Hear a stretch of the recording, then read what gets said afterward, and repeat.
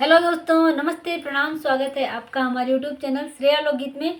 तो दोस्तों, आज हम आपके सामने एक छोटा सा प्यारा सा सोहर गीत लेके प्रस्तुत हैं। गीत अच्छा लगे तो लाइक कर दीजिएगा और चैनल पर नए हो तो सब्सक्राइब भी कर लीजिएगा। चलिए गीत शुरू करते हैं।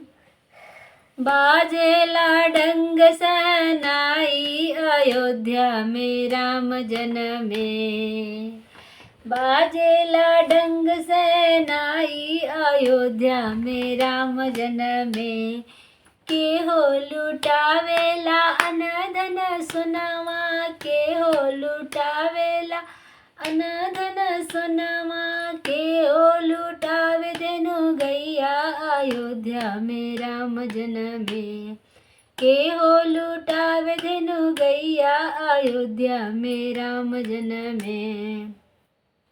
राजा लुटावे न अनधन सोनामा, राजा लुटावे न अनधन सोनामा, रानी लुटावे धेनु गैया अयोध्या में राम जन्मे, रानी लुटावे धेनु गैया अयोध्या में राम जन्मे। केतवन के हसुअन से नार कटैबै, केतवन के हसुअन से नार कटैबै, केतवन के सूप में सुलैबै अयोध्या में राम जन्मे, केतवन के सूप में सुलैबै अयोध्या में राम जन्मे।